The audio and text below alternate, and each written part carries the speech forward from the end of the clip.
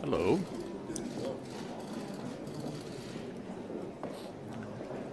Hi, Dave. Well, as I think you know, we're confirming circuit judges here in the Senate this week.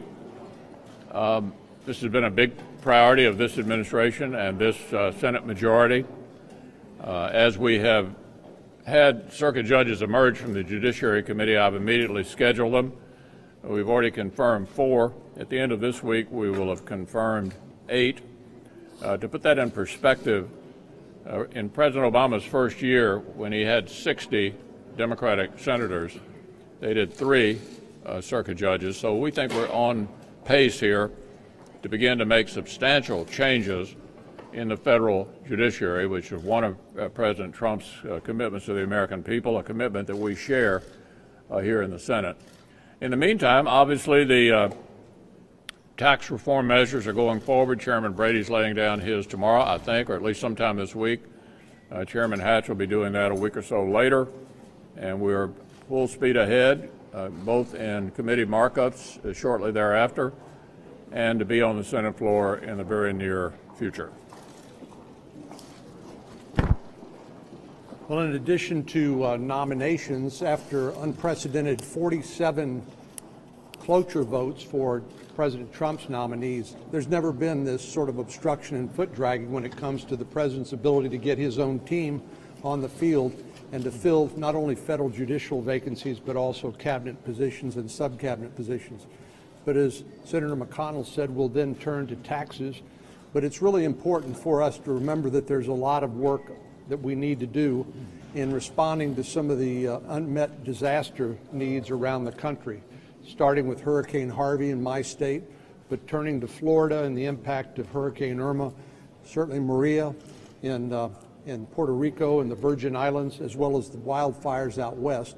And we look forward to continuing our work with the administration and members of Congress to make sure that we address these unmet needs. The reason I bring that up today is because Governor Abbott of Texas is up meeting with the entire Texas delegation to make sure that we continue to make the case and make sure that Texans are not forgotten as we get to work on these other important matters as well. Well, as the leader pointed out, the Democrats continue to waste time and slow walk judicial nominations. We're going to continue to proceed and move forward, and thanks to what the Democrats did back in 2013, they are not going to be able to stop that. They can use these parliamentary tricks to try and delay it, but we're going to get good judges put on the bench, and we're going to continue to make progress on that. At the same time, as has already been pointed out, we are working diligently on tax reform. I have the privilege of serving on the Senate Finance Committee, and we continue to work through the issues. We look forward to hearing from the House tomorrow with their mark.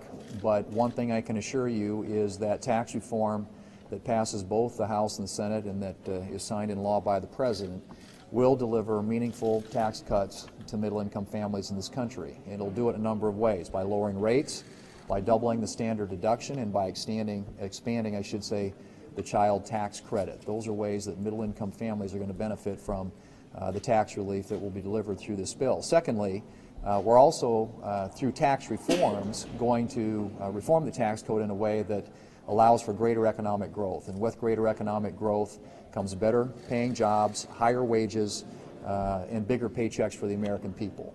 So we're excited to move forward. We think this is something that's long overdue. We think it's something that will benefit American families, hardworking Americans who desperately need tax relief, need a break, and we intend to give it to them. The Democrats continue to try to obstruct President Trump in getting his team in place. By this date in the Obama administration, they had twice as many nominees confirmed as we have by this date now in the Trump administration.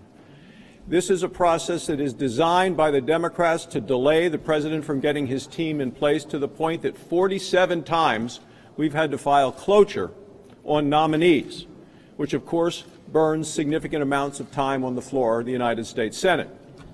In comparison, When you look at the number of times cloture had to be filed up till this date in the administrations of both President George Herbert Walker Bush and George W. Bush, as well as Bill Clinton and Barack Obama, it was a total of 6 cloture votes compared to 47 for President Trump.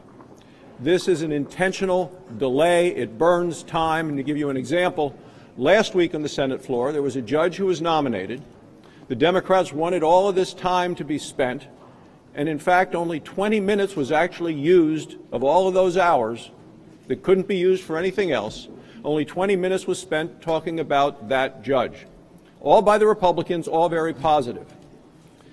And then, when the vote was finally done on the floor of the United States Senate, 28 Democrats voted in favor of that judge. So that tells you this is a mainstream nominee, bipartisan support. It is just delaying on the part of the Democrats to slow the process. I believe it is time to change the rules of the Senate, to change the rules so that President Trump can get his team in place. There are 2 different ways to do it. One is to go back to what we had in 2013, which was in the 113th Congress. It was a bipartisan agreement which lowered the number of hours after cloture, to certain judges to 2 hours, to members of the administration to 8 hours, for Supreme Court and cabinet members 30 hours. That was bipartisan. It is time to do that again. It is time to take the vote, either to go back to what we did in a bipartisan way in the 113th Congress, or to go to what we needs to be done now, because it's time to vote, either for the nominees or for a rules change.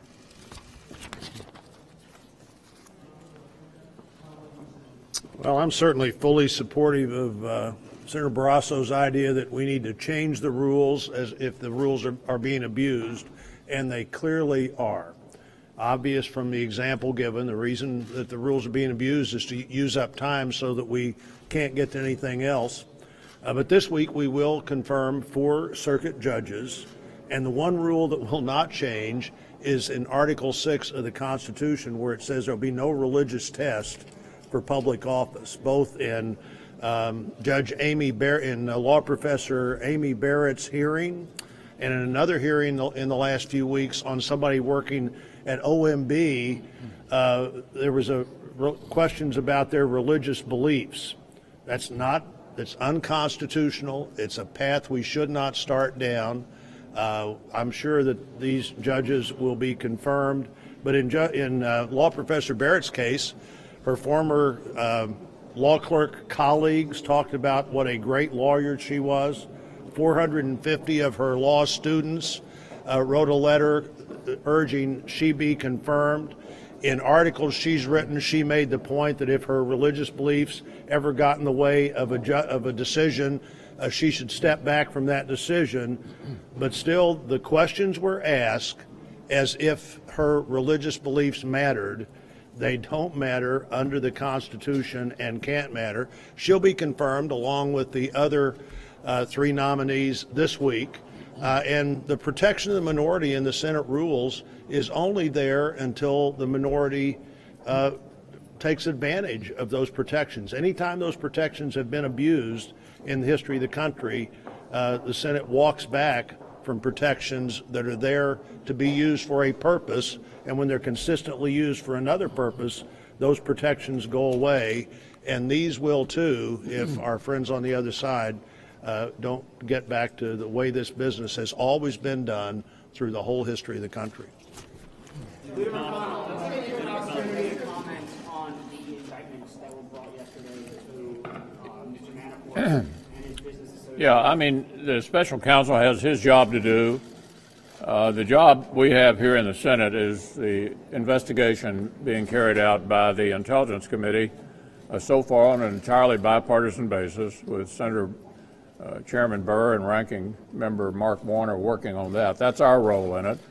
And the special counsel has his job to do, and we're going to concentrate on what we're doing here in the Senate. Let me follow up on this question about the filibusters and the rules changes here. You have said from this podium multiple times that there's not the votes nor the interest on either side of the aisle to change the Senate rules and precedents for filibusters. Yeah, let me correct you. Well, let me see what you're arguing. Yeah, I think I know what I said. Okay. Let me correct you.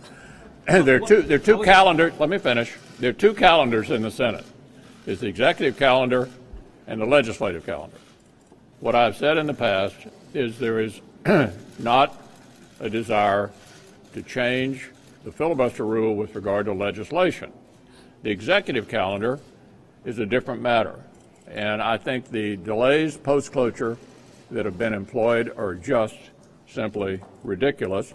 And Senator Langford is the point person on this. He's talking to the Democrats. A lot of them feel the same way, and there may be a possibility to adjust the post-cloture time on the executive calendar in a way more consistent with the Senate and the administration getting its positions filled in a timely fashion. And I understand the differences in the calendar, but the question that I have is, are you worried that that opens up the door for a legislative filibuster change? The Republican conference have supported bills that would potentially put limits on the president's ability to mess around with what Bob Mueller is doing. If, in fact, the president were to interfere with Mr. Mueller's investigation, would you consider putting that legislation on the floor? Yeah, I don't have any announcement to make about floor time. You might ask those members, what their intentions are.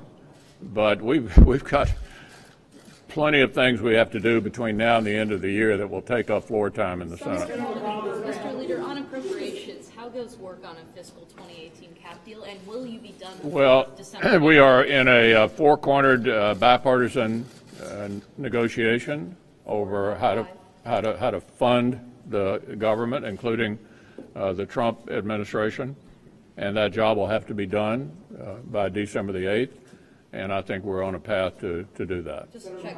Thanks a lot.